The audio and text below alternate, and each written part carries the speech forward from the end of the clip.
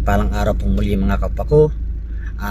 Ngayon pong araw na to, tayo po ngayon ay pupunta po ngayon kay nanay, isa po sa beneficiary po natin na tinutulungan po. Subalit sa hindi po inaasahang pangyayari ay sumakabilang buhay na po ang isa po sa beneficiary na naman natin na si nanay. Kung naaalala nyo po, siya po yung tinutulungan po natin na may breast cancer, pero dahil po sa kahirapan ay hindi na po nabigyan ng tamang lunas po ang kanyang karamdaman at sa hirap po ng buhay na pinansyal. So sinubaybayan po natin ang buhay ni nanay at tayo po ay nagbibigay kahit paano po ng munting tulong sa kanya. Subalit kinuha na po siya ni God at sa ngayon po ay nasa itaas na po siya kasama po sa piling ng ating pong may kapal.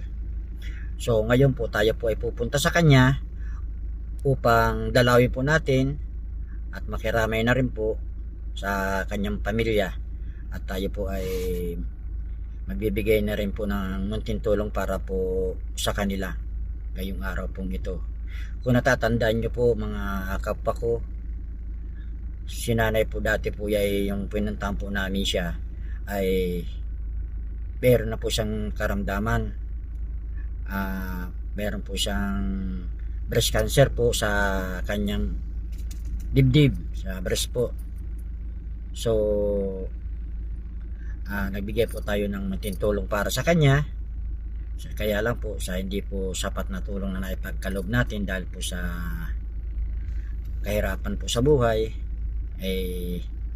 hindi na po napatingnan si nanay ng tamang proseso po at pinilit na lang pong makain po siya ng mga herbal.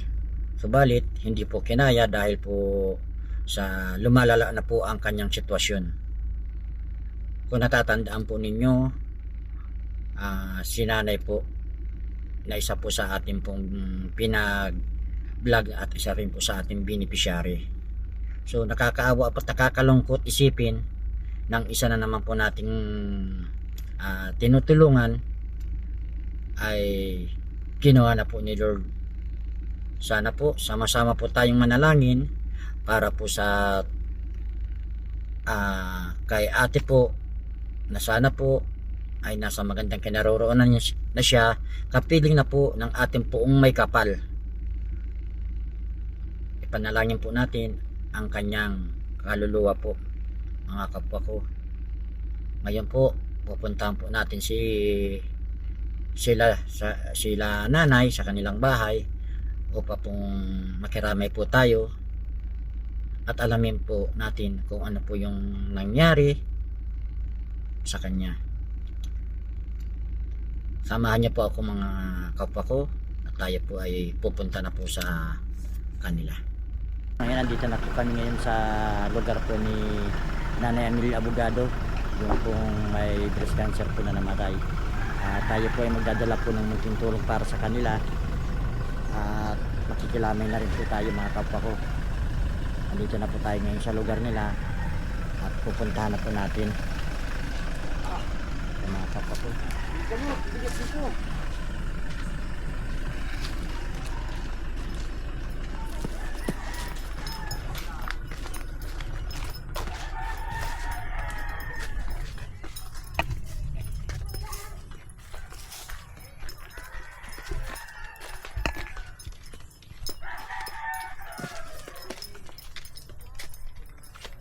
Dito na po.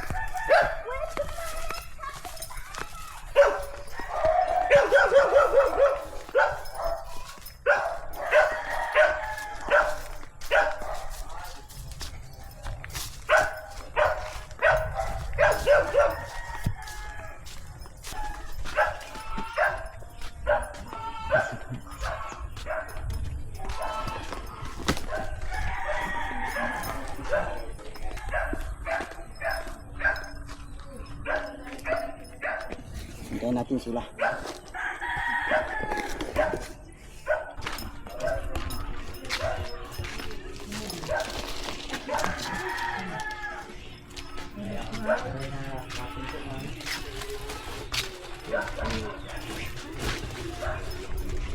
Mayo po si Ate Dali.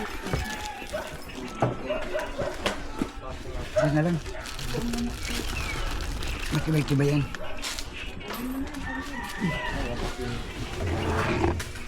Nasa ano po silpo. Nakalis lang. Bakit ka yan? Ako po yung pangalawa. Nasa Manila. Sila kanya nung ako po yung nabigla po sa nabalitaan ko po kay Nanay Amelia. Yung po sa anak niya, pinintong niya po sa akin. Kasi masakit din po sa kalooban ko po na isa po sa beneficiary ko yung kumawala. Ano po tayo, nakikiramay po ako ng ayos sa inyo tayo. Ano po ba tayo pangyayari tayo kay Ate Amelia at humantong po sa ganitong andito na siya ngayon na timeline na. Kung ano, pagpanganak kaya niya. Nung namatay yung anak namin, tinubukan siya ng sa didi. Bukol po. Tapos, nag-umpisa na po, naglaki na. Naglaki yung ano niya, sa didi niya. Tapos sa ano namin po, papagamot. Ayaw ba niya may pagamot namin. Kaya po napabayaan siya hanggang sa po sa lumala. Ayaw mo po niya yung pagamot. Kaya Tapos pag ganun, nagpa-Maynila. Dito, pag dating dito, biglang naglaki na naglaki. hindi po napatingin po tayo sa Manila, hindi siya napacheck up man lang. Hindi na po. Bakit po? Sa anong dahilan po? Wala po kaming maiyan sa kanya. Magastos po, walang magamit na pampa-check up niya para malaman kung ano na po yung nangyayari, lumalala na po yung nararamdaman niya. Pero that time po tayo, nung ako'y magdala po dito tayo, kumusta naman po, gumanda naman po ba ang pakiramdam niya? Po yung Nung pong may binigay ako sa kanya ng mga herbal, na ano po na miko puso, ano man siya ini-tap na talagang ano ngayon pag ano talagang gano'n parang hindi pa rin po ba sapat yung talagang herbal. Ano po, kailangan po talito po talaga yung medical talaga sa kanya, tamang proseso. sinagang kung piling operahin kung matanggal yung didi gusto kong matanggal kaya Kaya na po malaki hinihingi ng doktor, hindi po kaya ng usap na ninyo, ganyan. cinta daw patulong wala talagang maigas na gano'n. Hindi po niya po inilapit sa ating pong gobyerno dito po sa kay Dong Tulong po, hindi po nalapit naman po. na ano kami dito sa Duplex Hospital. Tapos kami hindi nga kaya, dala na kami sa BMC.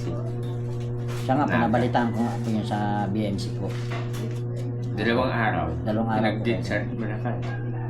Bakit daw po ano pong ginawa niya lang po sa BMC po, anong proseso pong ginawa sa Gamot. kanya? Gamot lang. Gamot lang po. And then, may ginalaw po ba sa ano niya?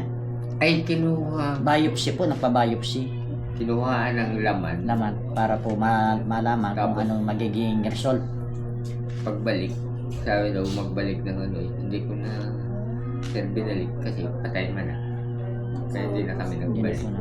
Nag-ilang araw po mula nung dumating po si Nanay Amelia dito po sa bahay ninyo, habang naghihintay ng result po dun sa pag-examine, Halos mag-iisang linggo bago po siya binawian. binawian ng buhay.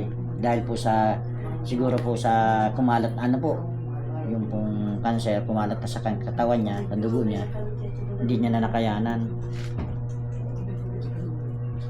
Kaya ito po ang nangyari. Napakasakit po talaga tayo ang pangyayari po sa asawa ninyo. Dahil po sa kahirapan, hindi po naisalbar ang kanyang buhay. Huwag pong magsalba. Kaso dala po ng kahirapan, hindi na po kaya. Saka hindi na rin po kaya ng katawan ni nanay nakakawawa po isipin po talaga tayo na mangyari po sa isang katulad po ni nanay na napakabait po bilang isang may bahay ninyo sa mga anak niya. Ramdam ko naman po yung pag-aano ni nanay, talagang hirap na hirap siya sa buhay. Kaya minsan nga po nakakausap po siya, minsan buhay pa po siya, nakikita ko po talaga yung censored niya. Gusto po talaga niyang mabuhay ng matagal Talagang sagot para po pa sa siya. mga anak niya, sa pamilya niya. Nakakaawa po talaga ang isipin na ganun. Pero tanggapin na lang po natin tayo na nangyari na po na yan, kinuha na po siya ni Lord. Siguro po, yung hanggang doon na lang po talaga ang buhay po ni asawa po ninyo. At siya po ay namayapa na. So, ngayon tayo wala na po si nanay na inya pong kabiyak. Ano naman po ang magiging ano po ninyo sa buhay tayo? At wala na pong katuwang ninyo sa buhay. Kaya po, hanggang sa kakahulingap ko. Ay po, tay. Wala pong ano man po sa amin yun. Talaga po kami po ay tumutulong po sa mga katulad po ninyo. Sige lang tayo, okay lang po umiyak kayo para po mailabas po ninyo yung nararamdaman nyo. Masakit po talaga mawala ng isang kabiyak kasama sa buhay. Ako na nga po sa isa na, nagay na lang. Po tayo. Ay ginagawa nyo lang po yan tayo dahil po masakit talaga sa isang tao po yung mawalan ka po kayo ng asawa. Laban lang po tayo, kaya niya po yan, lakas lang po ng loob. At makakayanan niyo po siya tayo. Dahil andyan naman po yung mga anak ninyo na mga kababait na handa naman pong tumulong sa inyo. Laban lang tayo sa buhay. Tiwala lang po kay God. Ano po tayo? Huwag po mawala ng pag-asa. Isipin na lang po natin na si Ate Amelia ay ng ibang bansa na lang. Ano po? Isip, maghirap pa siya. O siya nga po, pasalamat na rin po kinuha siya ni Lord. Isa nga po maghirap. Tama po kayo tayo. Kasi nakakita po, nakakawa po talaga ang kalagayan ni Ate Amelia. Nahihirapan yun. Nahihirapan talaga siya. Nahihirapan po talaga. Naging kawawa po talaga naging kalagayan ni Ate Amelia. Kahit gusto nga po niya talagang gumaling, kaya lang dala po ng kahirapan sa buhay at financial, hindi na po siya nadala po sa doktor para maoperahan. Kaya po nagkaganyan, kinuha na ni Lord. Dahil ayaw po siya pahirapan ni Lord na nakikita niya po siya nahihirapan siya sa kanyang katayuan. Tanggapin ni Lord. Yun po siguro yung kapalaran po ni Ate Amelia. May darating pa naman po tayo na marami pang magaganda para po sa buhay ninyo. Dahil unang-una po, andyan po ang mga anak ninyo na nagbibigay lakas po para sa inyo na para po labanan ng ang pong yung lungkot na nadarama po ninyo ngayon. Laban lang po tayo. Kaya nyo po yan. Kaya, Katulad din po ng anak ninyo na lumalaban po. Kahit masakit din po sa kalubuan ni Ma'am Nika na mawala po ang kanyang ina, ay lumalabang po sa buhay. Dahil mayroon pa naman po kayong mga anak. sila lang po nagpapalakas ang mga anak ko. Salamat po kay Nandito Ma'am sa- Nika dahil po may napakabait at napakaswerte ninyong anak na babae. Bait po yan. Oh, sana Panganay po. ko na yan. Na handang tumulong po sa inyo. Dahil may pasok, hindi na pasok. Nalagaan yung mama niya. Tama po yun. Kasi wala pong anak na makatitis po sa isang magulang. Napakabuti po ng inyong anak. Tay, bilib po ako sa inyong anak kay Ma'am Nika po. Nakita ko po sa kanya talaga pagmamahal niya sa isang magulang. Ganun pa man tayo, nagpapasalamat po kami. At kami po ay tinanggap po ninyo dito sa inyong tahanan ng buong puso po. At makita rin po namin si Nanay Amelia kahit po hindi na po kami nagkita ng buhay pa siya. Kasi nung pong dumating po siya dito ay sabi ko po kay Ma'am Nika po, pupunta ako dito, buhay pa po siya. Yung pong time na yun nang time na po yun, pupunta na po ako dito, nag-message po sa akin ng inyong anak na si mama daw po niya ay kumakabilang buhay na. Hindi ko na po siya inabutan. Nagbabalak pa lang po ako pumunta ng oras na yun. Hindi ko po kalain na ito na po yung daratang ko dito na si Ma'am Amelia po ay naandito na po, nakahamlay na. Ano po tayo ang magandang message ninyo po sa inyong mahal na asawa bago man lang po siya ilibing po? Sabi ko sa kanya, basta hindi ko siya pinabayaan. Pinaglaban ko sa ano.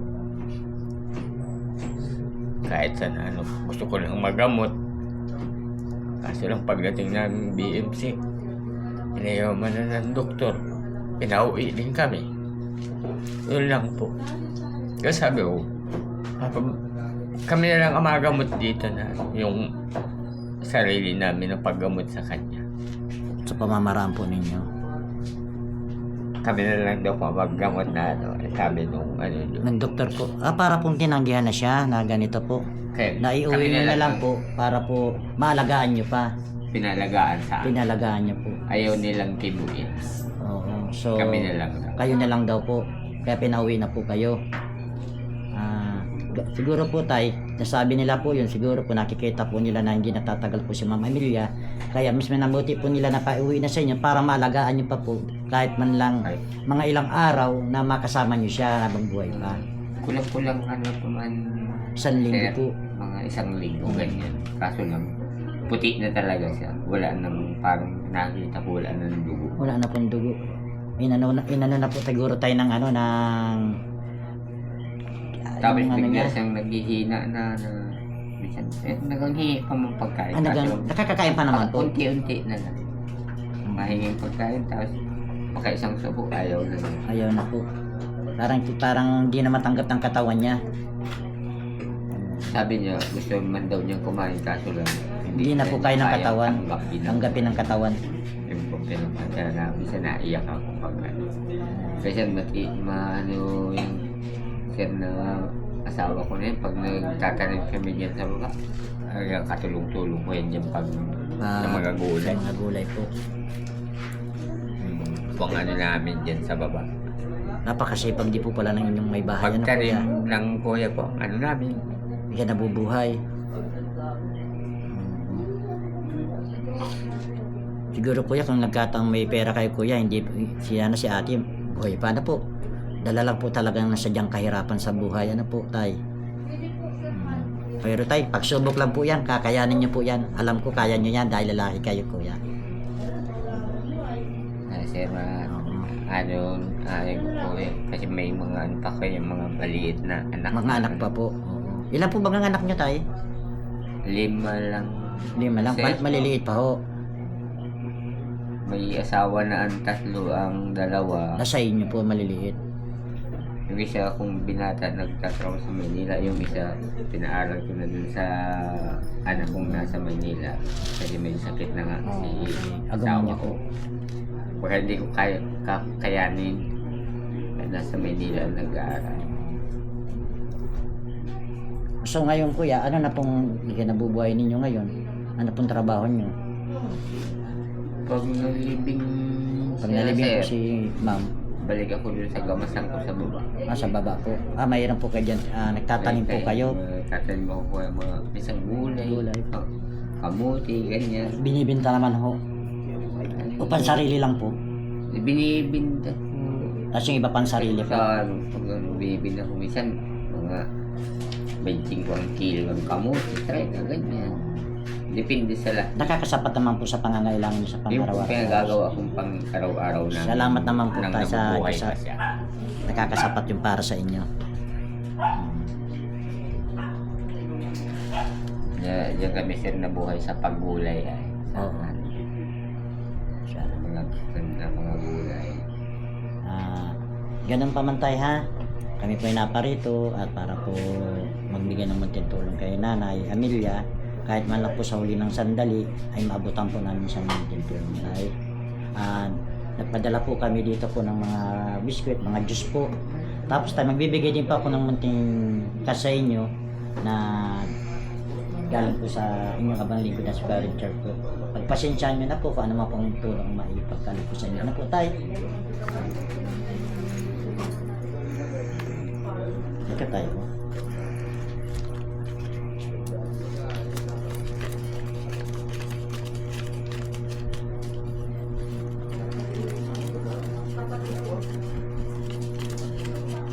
tay, pagpasensya nyo na po tayong 2,000 na kahit papaano po Salamat na masyado. ay makakatulong po sa inyo kahit papaano tay sa pagpapalibing kay Nanay Emiliana po. Maraming salamat po tay. Tanggapin niyo po ang aming munting handog po para po sa inyo. At nakikiramay din po sa inyo po ang aming pong grupo ng Kapwa Kulingap po, handog mula sa puso. Hindi po namin makakalimutan si Nanay Amelia po. Salamat na masyado po sa kapwa ko din. Yun po. Wala pa po kayong matutulungan. Ay, sana po tayo. Wala pong tulungan. Marami po tayong dapat matulungan din po. Salamat na salamat. Yun po.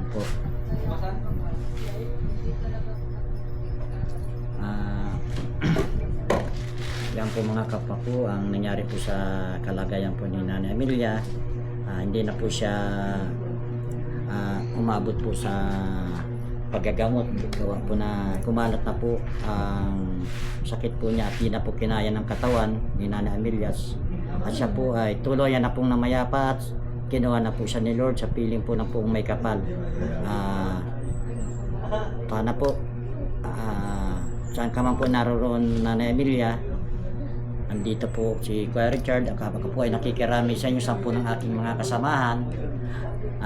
Nakikiramay po kami sa inyo at sa buong pamilya po ninyo. Sana po bantayan nyo na lang po ang inyong pong pamilya kahit po wala na po kayo dito sa mundong ibabaw. Gabayan niyo po sila Nanay Amelia. Alam ko po napakabait po ninyo sa inyong pamilya at hindi niyo po sila pababayaan. Maraming salamat din po Nanay Amelia. Masakit man po sa kalooban namin na isa po kayo na namayapa na nawala po sa aming beneficiary. Masakit po sa kalooban ng Kapwa Kulingap ko po yun.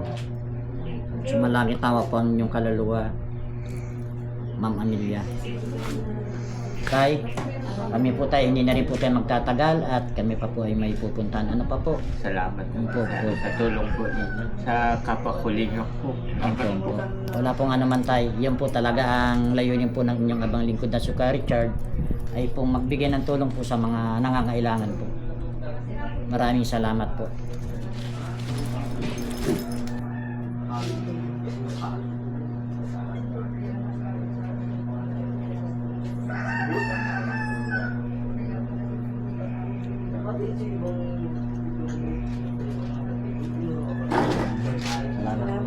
Ay, okay po.